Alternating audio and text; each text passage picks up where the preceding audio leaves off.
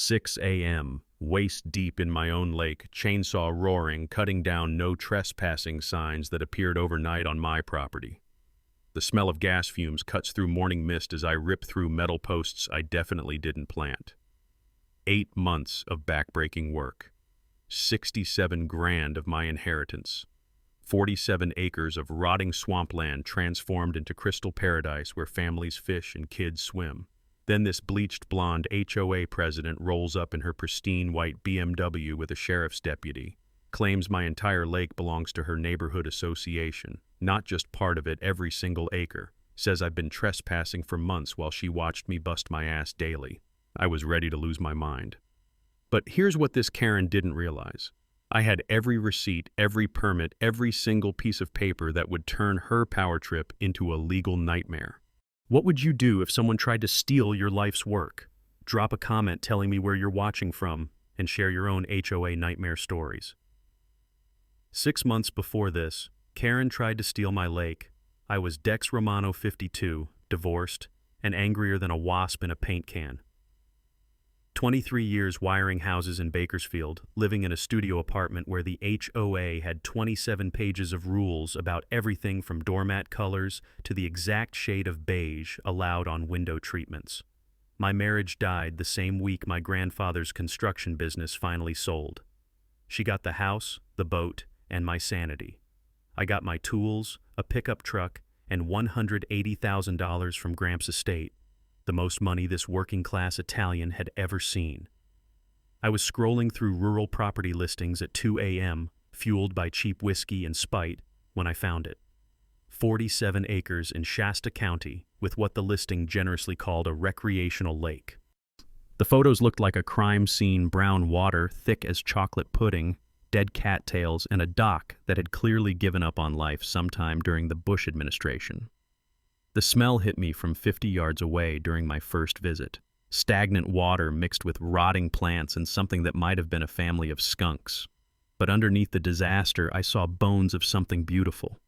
The county auction paperwork mentioned it was a bass fishing hotspot in the 80s before some hermit named Eddie Kowalski let it rot for decades. I bid $127,000, won it that afternoon. The first 4 months nearly killed me. I rented dredging equipment that sounded like Satan's lawnmower, and worked dawn to dusk pulling decades of muck from the bottom. The diesel fumes and decomposing plants became my personal cologne. My hands looked like raw hamburger from constant moisture, but slowly, miracle of miracles, the water cleared. Here's a knowledge nugget that saved my ass. Moving water stays clean water. I installed solar-powered aerators that prevent algae blooms and create oxygen for fish. One circulation system beats thousands in chemical treatments every time. By month 6, I had 8 feet of crystal clear water. Bass appeared from nowhere. Fish find good water like bloodhounds find bacon. Weekend families started asking if their kids could swim in the shallow, sandy area I'd created. The crunch of gravel under their tires became my favorite sound, proof that people actually wanted to visit something I'd built. Miguel Santos, a fishing guide from town, brought paying clients on weekends. Sarah Chen from the high school started bringing biology students for water quality tests. For the first time since my divorce, I felt like I was building something that mattered instead of just fixing other people's electrical disasters. That's when the devil in designer sunglasses showed up.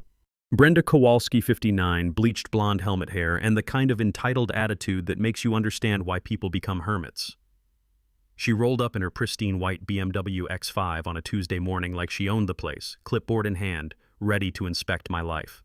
I was replacing dock planks when her car door slammed. Not closed, slammed, like she was already furious about my existence. She marched across my property line without invitation, designer heels clicking on my gravel like a death march. "Excuse me," she announced, not asked. "I need to verify your permit status for this water management operation." I straightened up, holding my drill like a weapon. "Ma'am, this is private property. You need permits to be here." Her laugh could have stripped paint. "Oh, honey, that's where you're wrong. This entire watershed falls under Shasta Highlands HOA Environmental Oversight. I'm Brenda Kowalski, Association President, and you've been operating without proper authorization." She pulled out a folder thick as a phone book. Official letterhead, legal stamps, the works. My blood turned to ice water as she smiled like a shark that just found a wounded seal. As of today, you're in violation of community lake management protocols. Cease all activities immediately, or face fines starting at $2,500. She dropped a citation on my dock like a gauntlet. This is just the beginning, Mr. Romano. Watching her BMW disappear down my driveway, I realized I wasn't just dealing with a nosy neighbor. This was war. Brenda's first move hit me like a bureaucratic tsunami. Within 48 hours, I had 3 different government agencies crawling over my property like ants on a dropped ice cream cone.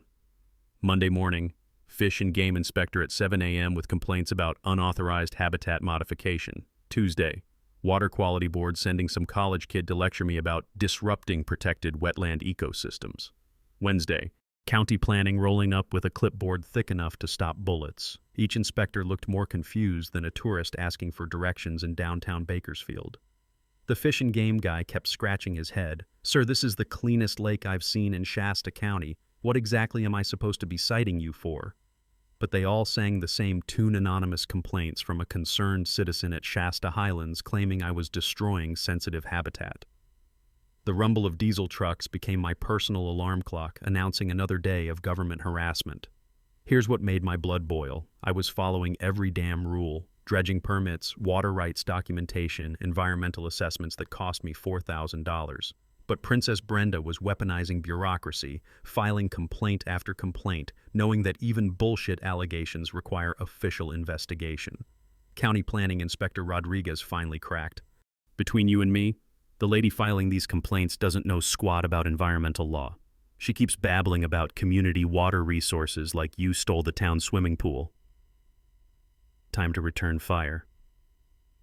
I spent Saturday buried in the county recorder's office, surrounded by file boxes that smelled like old cigarettes and broken dreams. Fluorescent lights buzzed overhead like angry wasps while I excavated decades of property records, hunting for Brenda's weak spots. What I found was pure dynamite. Eddie Kowalski, Brenda's dear departed uncle, had built this lake in 1962 as part of a gravel mining operation. The original permits were right there in faded carbon copies, complete with environmental assessments from when JFK was president. No protected wetlands, no endangered species, just a man-made settling pond for mining sediment. But here's the beautiful irony. When Shasta Highlands got developed in 1998, they'd skipped the watershed impact study entirely. 25 years of their storm runoff, lawn chemicals, and street salt had been poisoning my lake, creating the toxic algae that killed the fish population. Knowledge nugget that saved my ass. California requires environmental impact studies for any development affecting water drainage. Skip this step, and you're liable for cleanup costs potentially decades later. One missing permit can cost millions in remediation. I photocopied everything, then filed counter complaints that would make Brenda's head spin. Monday, called Fish and Game about illegal runoff from Shasta Highlands contaminating fish habitat. Tuesday, reported unpermitted storm drainage to Water Quality Board. Wednesday, filed formal complaint with county planning about subdivision violations. Thursday morning, I watched through binoculars as government trucks invaded Brenda's pristine neighborhood. Inspectors checking storm drains, testing runoff, asking very pointed questions about environmental compliance. The taste of revenge was better than my grandmother's marinara sauce. Friday afternoon, my phone rang. "Mr. Romano, this is Janet Patterson from County Planning. We need you and Mrs. Kowalski at a boundary clarification meeting Tuesday. There's significant confusion about property lines in our records." My stomach dropped to my boots. What kind of confusion? The 1962 survey conflicts with the 1998 subdivision plat. Different boundaries, different water rights. We can't process any more permits until this gets resolved. I hung up with sweaty palms.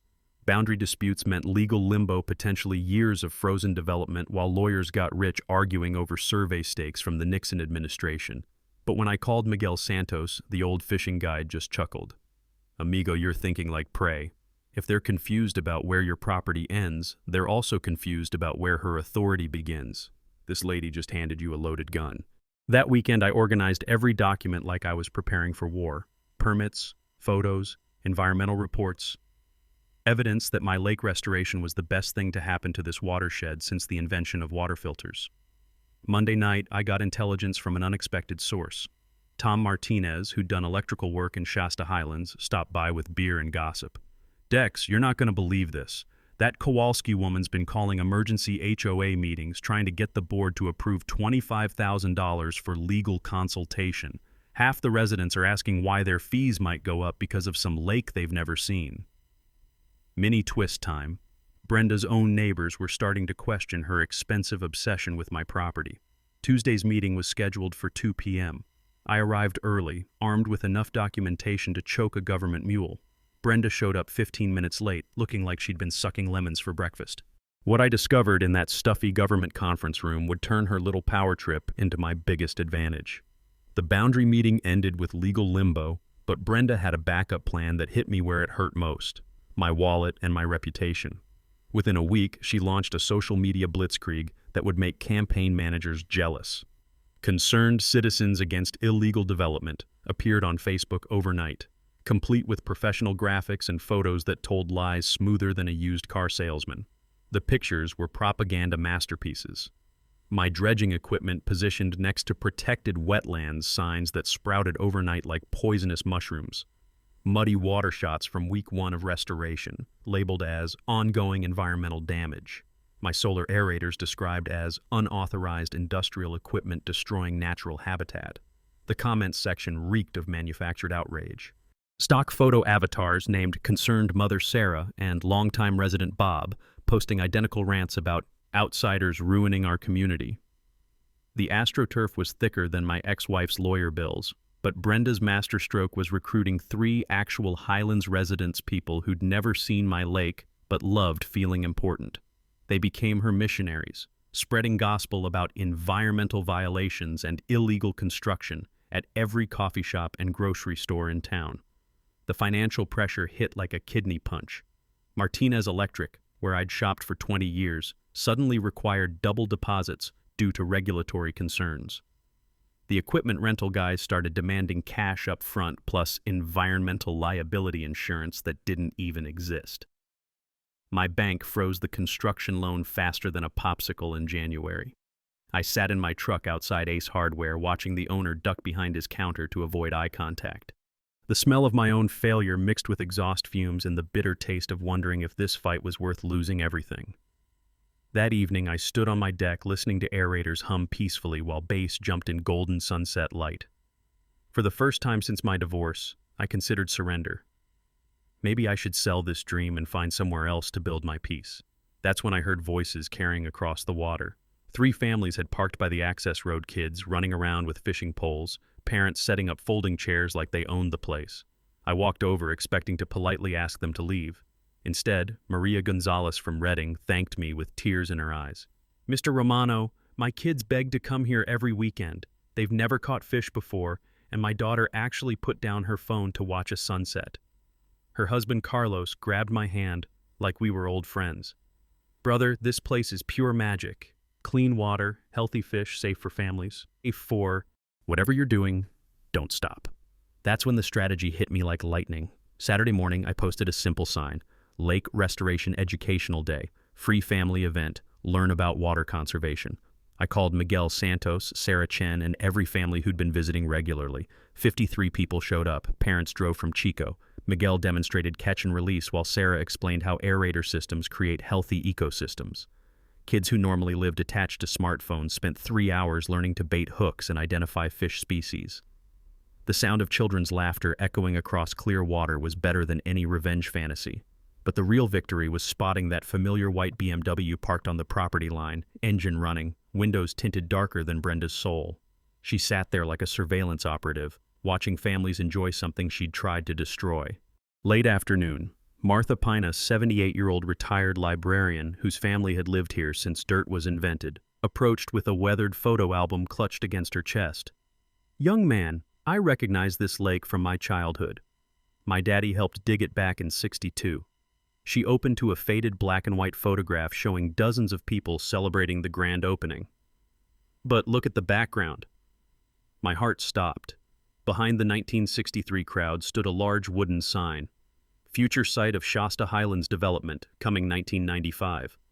And there, barely visible among the onlookers, was a young woman with distinctive bleached hair, arms crossed, scowling at the camera like someone had personally insulted her mother. "That's little Brenda Kowalski," Martha continued, tapping the photo with her gnarled finger. Eddie's niece. When her daddy sold the development rights in '95, she pitched a fit that could be heard in Sacramento. Said this lake should stay in the family forever, that outsiders would ruin everything her uncle built. The pieces clicked together like a perfectly tuned engine. This wasn't about environmental protection or HOA authority. This was a 30-year family grudge, nursed through decades of watching her lake from a distance, waiting for the perfect moment to reclaim what she'd always believed was rightfully hers. Brenda hadn't discovered my property dispute. She'd been planning this takeover since the Clinton administration. Understanding Brenda's 30-year obsession should have prepared me for what came next. It didn't.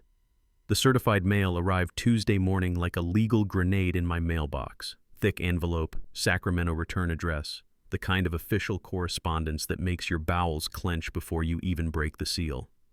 Masterson, Craig & Associates was embossed across letterhead thick enough to stop bullets. These weren't small-town lawyers charging by the handshake. This was a white shoe firm that represented half the developers in Northern California, and probably owned the other half.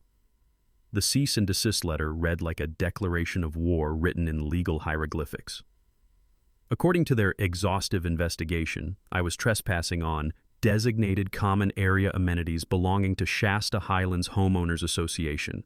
They demanded I immediately halt all unauthorized improvements to HOA recreational resources and pay $50,000 in damages for diminished property values and community disruption. $50,000. I read it 3 times while my coffee turned bitter as my prospects, the taste of legal intimidation coating my mouth like medicine nobody wanted to swallow.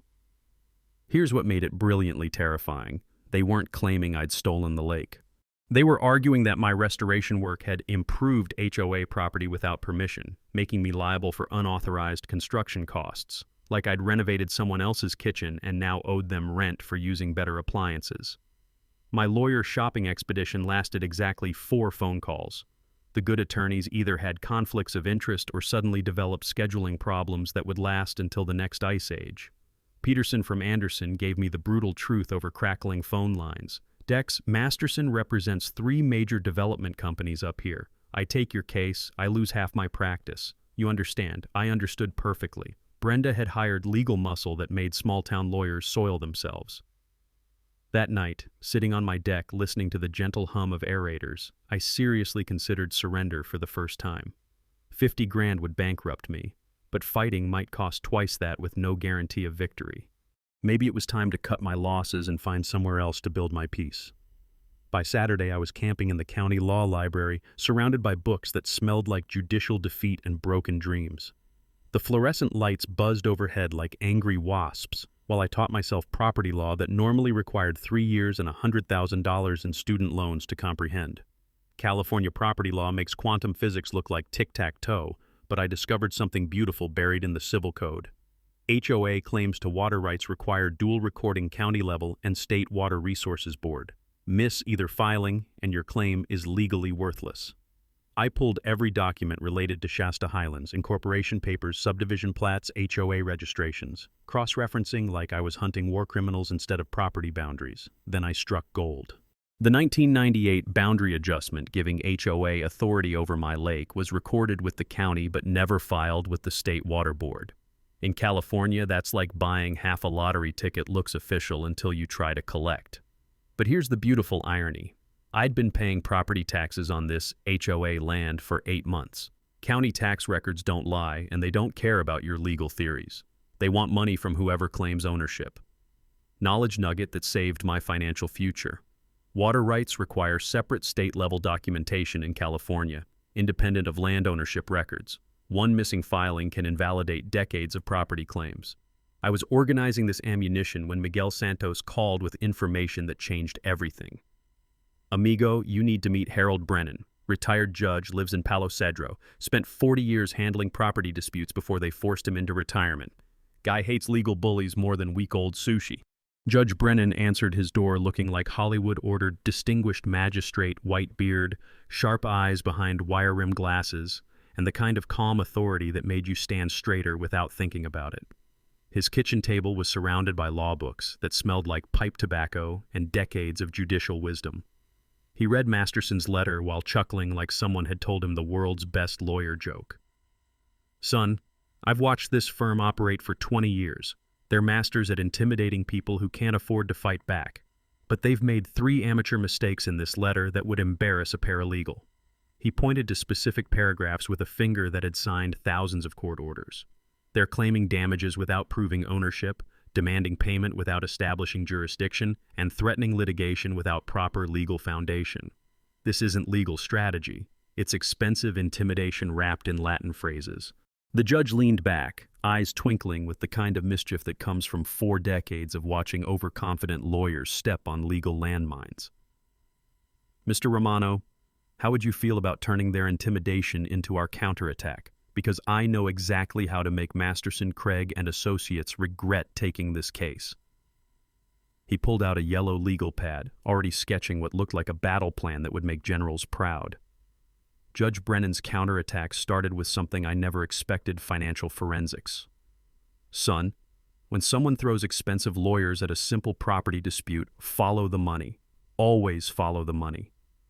3 days later, surrounded by HOA financial statements in the judge's kitchen, we hit pay dirt that made my head spin. Shasta Highlands was broke. Not just tight on cash, absolutely screwed. $340,000 behind on infrastructure bonds, specifically for stormwater management systems they'd promised homeowners but never built. They'd been juggling payments like a carnival act, using resident fee increases and creative accounting to avoid bankruptcy. But the real bombshell was buried in their original development contracts. Legal obligation to provide recreational amenities, including a community lake with an estimated construction cost of $600,000. My coffee mug hit the table hard enough to rattle the windows. Judge Brennan chuckled at my expression. Now you see the game. They never planned to build that lake too expensive, too complicated. But if they can steal your restored lake and call it an existing HOA amenity, they satisfy their legal requirements without spending a penny. The scheme was beautiful in its evil simplicity. Let some sucker buy the property at auction, spend months and thousands improving it, then swoop in with legal claims once the hard work was finished. My $67,000 in restoration costs would solve their $600,000 problem. I found the smoking gun in HOA meeting minutes from 2019. The ink faded, but the intent crystal clear. Board exploring cost-effective amenity solutions. Brenda's handwritten notes in the margins were barely legible. Romano property acquisition target identified. She'd been stalking my property since before I even knew it existed.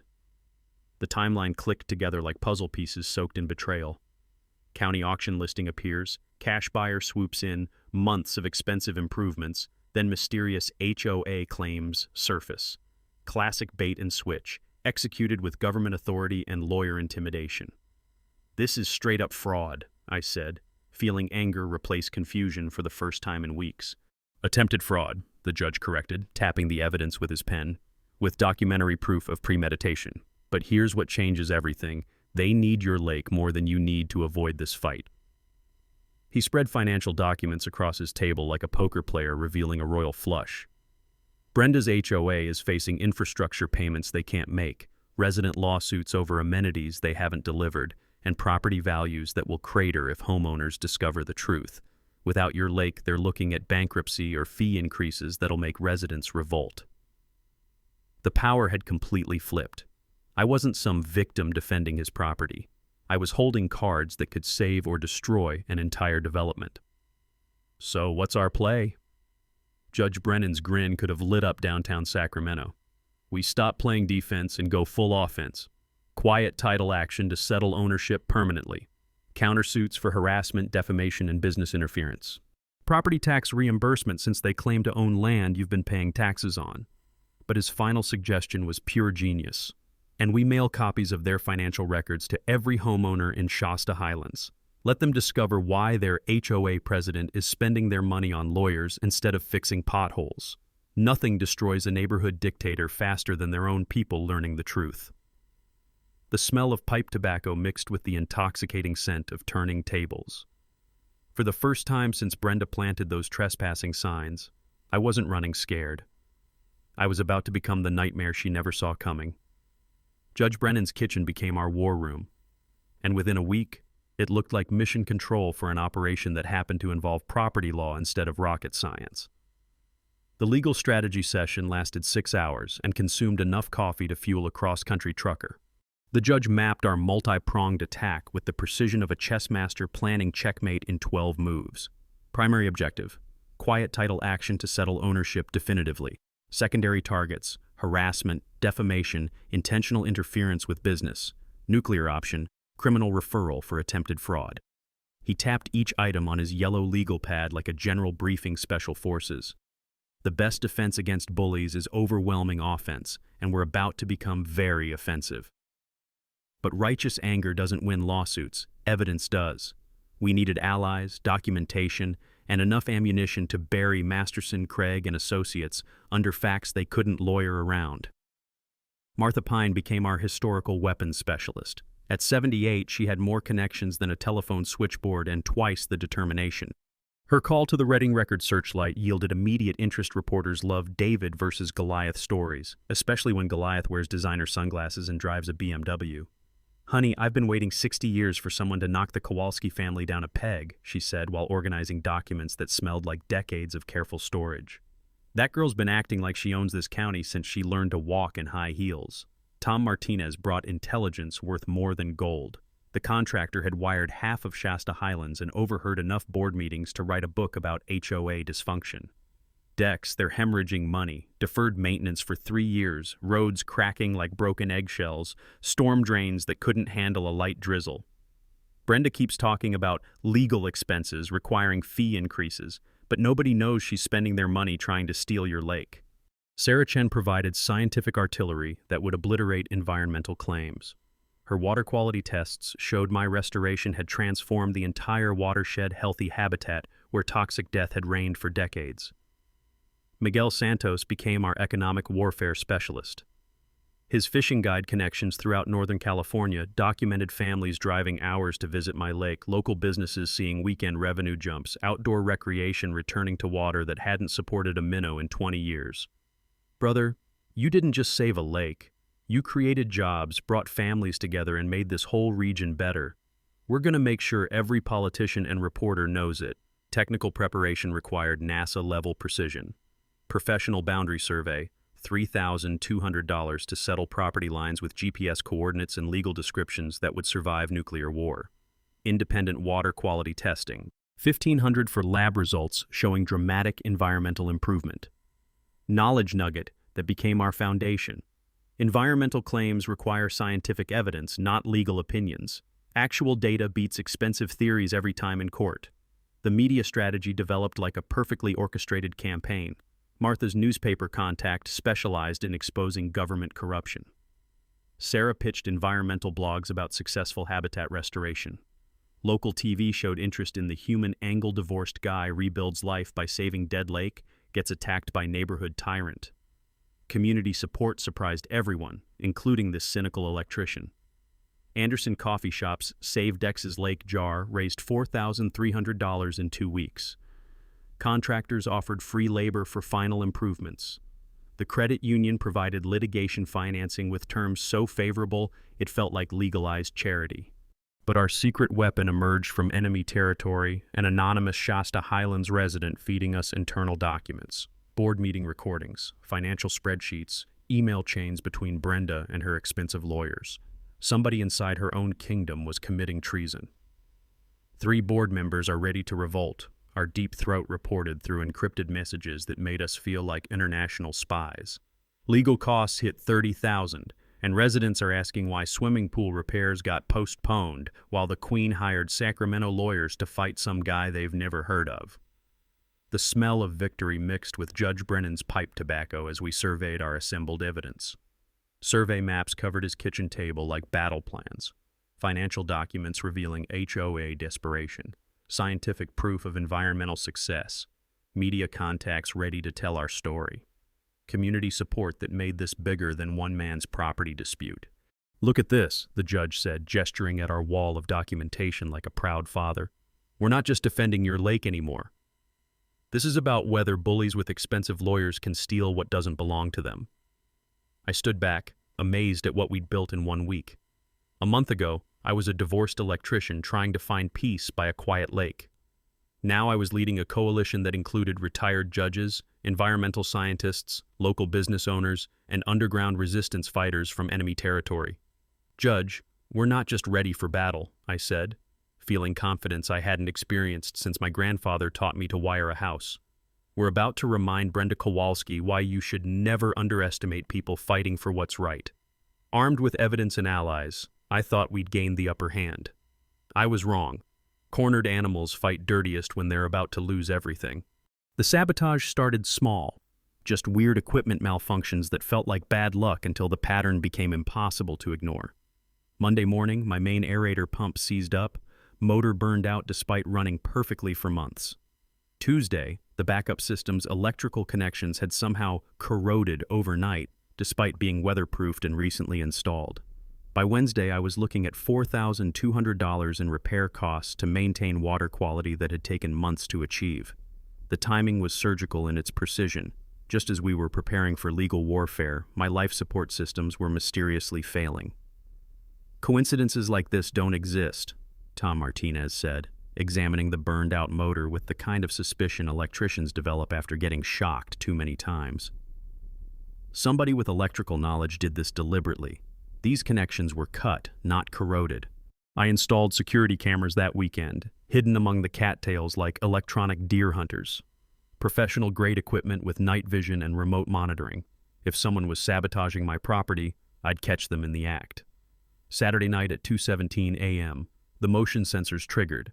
Grainy infrared footage showed a figure in white clothing creeping around my aerator station with something that looked suspiciously like bolt cutters. The image quality was potato grade, but the silhouette and movement patterns screamed middle-aged woman trying to be stealthy and failing miserably. More importantly, security audio picked up the distinctive engine noise of a BMW X5 idling nearby, that particular purr of German engineering mixed with entitled rage that I'd learned to recognize from 50 yards away. Physical evidence sealed the case. Expensive garden glove dropped near the damaged equipment, still sporting a Nordstrom price tag and the kind of manicured perfection that belonged in country clubs, not equipment sabotage. DNA testing would have been overkill. This was Brenda's calling card written in designer stupidity. But while I was playing detective with security cameras, the real damage was happening behind closed doors. Our anonymous inside source reported growing chaos within Shasta Highlands HOA. "Emergency board meeting last night turned into a screaming match," they messaged through our encrypted channel. 2 members demanded Brenda's immediate resignation. Legal costs hit $38,000 and climbing. She's telling people the Lake lawsuit is essential for community protection, but nobody believes her anymore. The financial pressure was breaking her coalition from within. Residents who'd supported her environmental crusade suddenly cared more about their own money than abstract property disputes. Nothing destroys neighborhood solidarity faster than unexpected bills and deferred maintenance. Judge Brennan's legal contacts revealed Masterson Firm's billing strategy deliberately inflated hours designed to pressure quick settlement. Their standard operating procedure involved bleeding opponents dry with procedural delays and redundant motions, counting on financial exhaustion to achieve what evidence couldn't. Knowledge nugget that saved my sanity. Expensive lawyers often create more problems than they solve, especially when their billing strategy depends on prolonged conflict rather than actual resolution. But Brenda's desperation manifested in ways that went beyond simple sabotage. Local businesses started receiving anonymous complaints about environmental violations from operations that supported my lake restoration. The bait shop where Miguel bought supplies faced sudden inspection visits. Sarah's school district received accusations about inappropriate field trip destinations. The coordinated nature of these attacks revealed professional guidance. Masterson's firm wasn't just providing legal services, they were conducting a comprehensive harassment campaign designed to isolate me from community support. Media escalation became our saving grace. The Reading Record Searchlight ran a front-page story. HOA claims man's lake in property rights battle. Environmental groups rallied around successful restoration projects being threatened by legal technicalities. Social media exploded with #SaveDexLake hashtags and drone footage showing the dramatic transformation from toxic swamp to family paradise. Regional TV picked up the story as human interest gold-divorced electrician creates environmental miracle, gets attacked by neighborhood HOA queen with expensive lawyers. The visual contrast between crystal-clear water full of jumping fish and Brenda's scowling face in designer sunglasses made perfect television. Political interest followed media attention like vultures following roadkill. County Supervisor Williams called for investigation into property rights enforcement. State environmental groups cited my restoration as proof that individual action could succeed where government programs failed. But the most satisfying development was watching Brenda's public image crumble like a house built on quicksand. Neighbors who'd once respected her HOA leadership started asking uncomfortable questions about legal expenses and community priorities. Her real estate license faced ethics review for using professional connections to harass property owners. The smell of her cigarettes became a permanent fixture around my property line as she conducted surveillance missions from her BMW, engine running like a getaway car ready for escape. Stress was destroying her carefully maintained appearance. Makeup couldn't hide the hollow eyes and shaking hands of someone watching their world collapse in real time. Community solidarity grew stronger with every attack. Weekend volunteer work parties became social events. Local diners started serving Dex's Lake Bass as daily special. Economic impact studies showed tourism revenue increasing throughout the region. For the first time since this war began, I wasn't just surviving Brenda's attacks, I was watching her destroy herself while building something beautiful from the wreckage. Watching Brenda self-destruct should have been satisfying, but cornered rats bite hardest when they're bleeding. Her final gambit arrived via overnight delivery, a coordinated smear campaign that would make political operatives jealous. She'd hired Whitman Public Relations, a Sacramento firm specializing in reputation management and crisis communications. Translation: professional character assassination for people with enough money to destroy their enemies without getting their own hands dirty. The attack launched simultaneously across multiple platforms like a digital D-Day invasion. Facebook ads targeting Shasta County residents portrayed me as an environmental criminal who'd illegally destroyed protected wetlands. Twitter bots amplified hashtags like #StopRomanoDestruction and #ProtectOurWaterways. Google searches for my name suddenly returned sponsored results about unauthorized development and tax evasion schemes. But the masterpiece was a professionally produced video that would have impressed Hollywood special effects artists.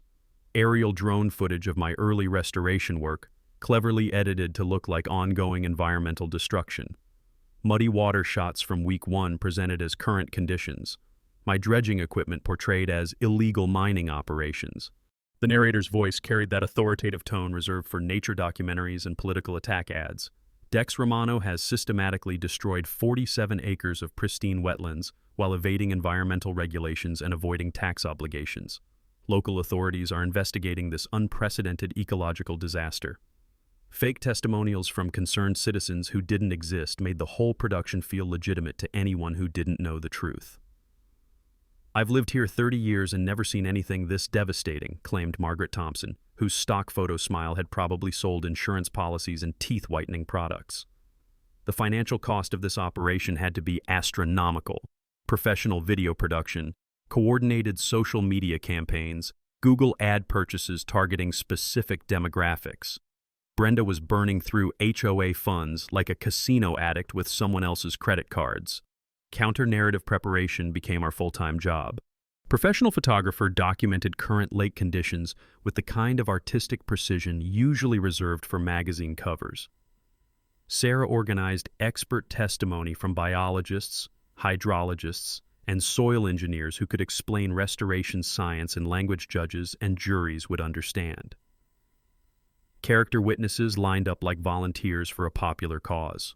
Local business owners who'd watched weekend tourism increase. Contractors who'd witnessed the transformation from toxic waste to family paradise. Environmental groups who'd monitored water quality improvements that exceeded state standards. But the legal breakthrough came from discovery phase documents that revealed the true scope of Brenda's conspiracy. Internal communications between HOA board members, PR firm strategy sessions, and email chains with Masterson lawyers showed coordinated planning for what they called target elimination. One smoking gun email from Brenda to Whitman PR read, "Whatever it takes to discredit Romano. Budget is no object. Community survival depends on acquiring that property." The timestamp proved this campaign had been planned for weeks before any environmental concerns were publicly raised. Criminal implications became impossible to ignore. Organized harassment, conspiracy to commit fraud, potential RICO violations for using HOA funds to conduct personal vendettas. Judge Brennan's contacts in the district attorney's office started asking very pointed questions about organized criminal activity disguised as neighborhood governance. Community backlash against the smear campaign surprised everyone, including seasoned political operatives. Local residents recognized fake testimonials from people who'd never lived in Shasta County. Business owners who'd actually visited my lake started posting counter videos showing crystal clear water and healthy fish populations. Regional media investigated Whitman PR's history and discovered a pattern of controversial campaigns for developers, polluting industries, and politicians caught in corruption scandals. The firm's client list read like a who's who of environmental destroyers and corporate criminals. Political pressure reached state level when environmental organizations started demanding investigation into HOA abuse of authority. Property rights advocates cited my case as example of how neighborhood associations had become tools for harassment and theft. The most devastating blow came from an unexpected source, Shasta Highlands residents finally learning the truth about their HOA's financial management. Anonymous leak of board meeting recordings revealed years of deferred maintenance, mismanaged funds, and Brenda's personal use of community resources for legal vendettas. Emergency resident meeting called for following Tuesday drew 3 times normal attendance. Homeowners who'd supported environmental protection discovered their president had been lying about everything while spending their money on expensive lawyers and PR firms. Brenda's isolation became complete when her own board members publicly distanced themselves from her tactics.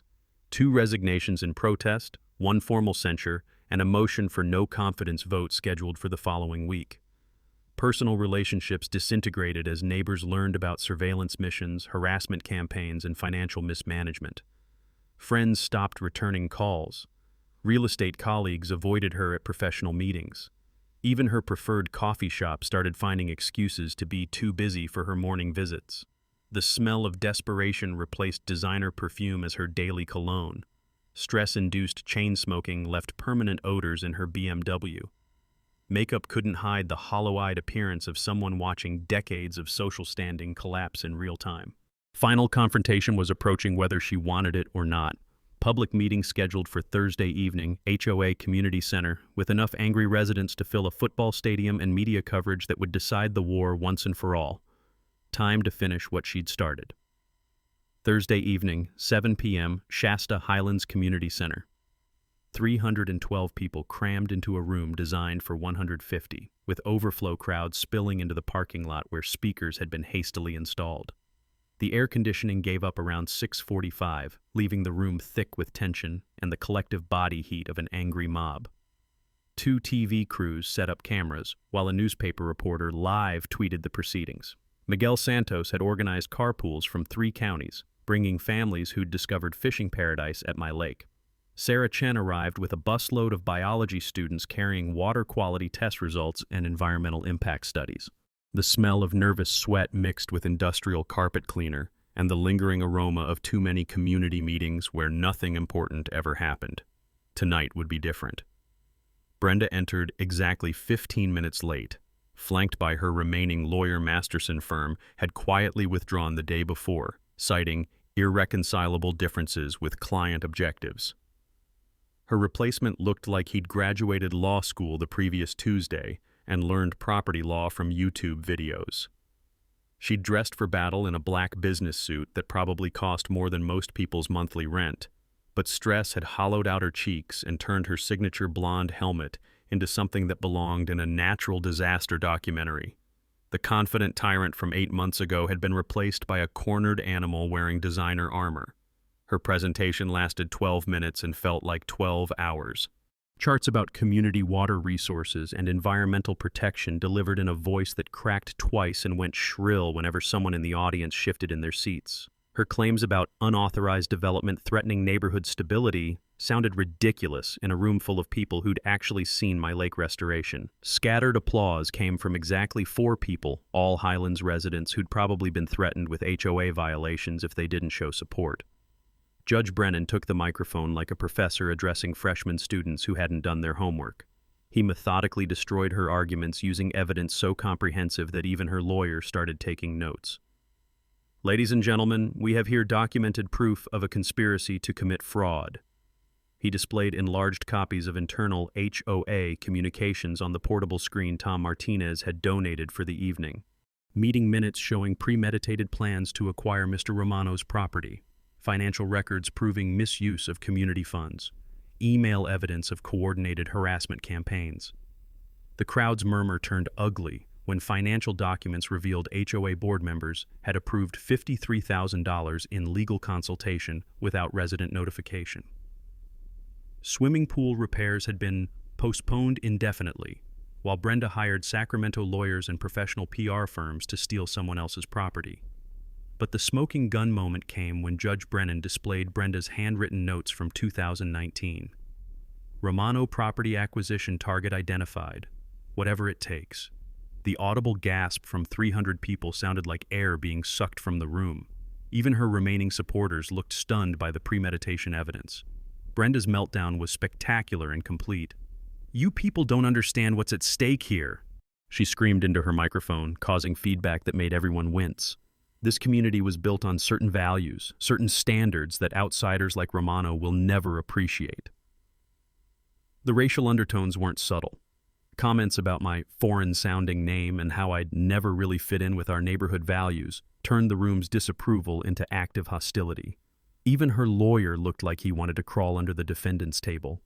Martha Pine, all 78 years of her, stood up slowly and commanded absolute silence with the authority of someone who'd taught Sunday school for 50 years. "Brenda Kowalski, I watched your uncle build that lake in 1962. I've lived in this county longer than you've been breathing, and I'm here to tell everyone present that this isn't about property values or environmental protection. This is about a spoiled woman throwing a 60-year tantrum because she didn't get something she wanted." The standing ovation lasted 90 seconds and included everyone except Brenda and her uncomfortable lawyer. Sheriff's Deputy Martinez chose that moment to enter with official papers. "Mrs. Kowalski, you're being served with criminal referral documents. The district attorney's office is investigating charges of conspiracy to commit fraud, misuse of public funds, and organized harassment." Civil lawsuit papers followed immediately. "You're also being served with Mr. Romano's countersuit for $50,000 in damages, legal costs, and punitive penalties for frivolous litigation."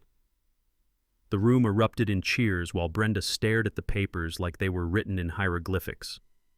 Local TV reporter stepped forward for the money shot. "Mrs. Kowalski, how do you respond to charges that you've spent community funds pursuing a personal vendetta against Mr. Romano?" Her response was storming toward the exit while shouting threats about not being finished with any of you people. The BMW's engine roared in the parking lot as she fled like a getaway driver escaping a bank robbery. The immediate aftermath was pure celebration. HOA board voted unanimously to remove Brenda as president and drop all claims against my property. Residents approved emergency resolution to reimburse my legal costs and formally apologize for their president's criminal behavior. Judge Brennan's closing statement summed up the evening perfectly.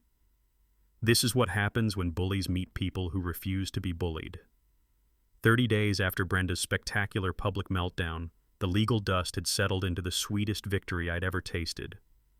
Court judgment came down like divine intervention wrapped in official letterhead. My ownership was confirmed permanently, all boundary disputes resolved, and every one of Brenda's claims dismissed with prejudiced legal language meaning, "Don't even think about trying this nonsense again." Financial settlement exceeded my wildest dreams.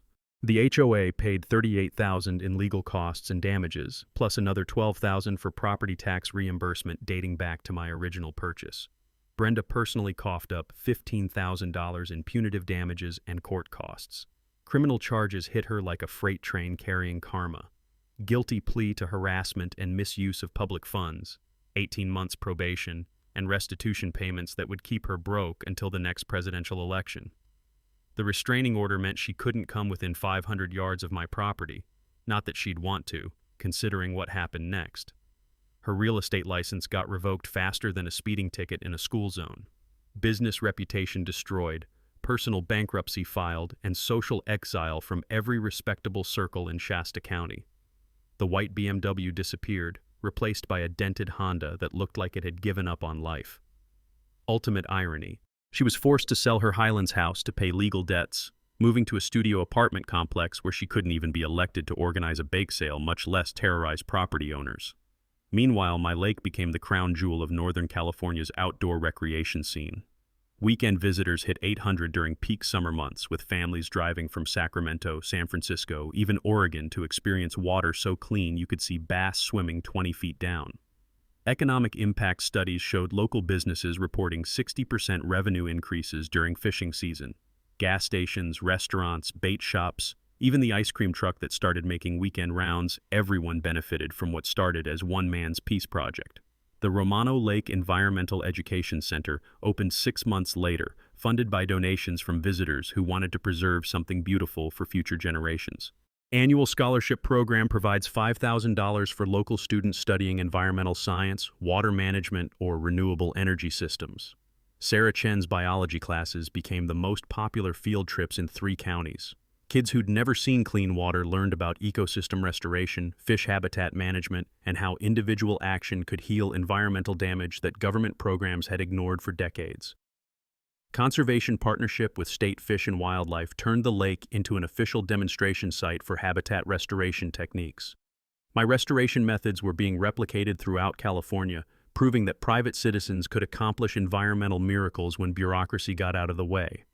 Public access agreement guaranteed permanent community use with formal trails, fishing piers, and educational signage explaining the restoration process. What started as personal property had become a gift to everyone who valued clean water and healthy fish populations. But the most satisfying transformation was personal. The angry, divorced electrician who'd bought this property for solitude had become an accidental community leader, environmental advocate, and living proof that fighting for what's right sometimes creates something bigger than you ever imagined.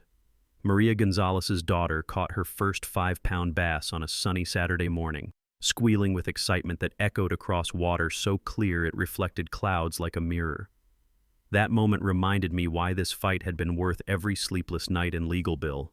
New relationship with Martha Pine's niece, Rebecca, brought unexpected happiness to someone who'd given up on finding peace with another person. She taught environmental science in Reading, understood the value of clean water, and appreciated men who fought bullies instead of becoming them. Professional expansion into lake restoration consulting kept me busier than I'd ever been as an electrician. Property owners throughout Northern California wanted advice on water management, habitat restoration, and legal protection strategies. Fighting Brenda had accidentally launched a second career doing work that actually mattered. The grand reopening celebration drew over 1,000 people, including state officials, environmental groups, and media coverage that made my story a symbol for property rights victories everywhere.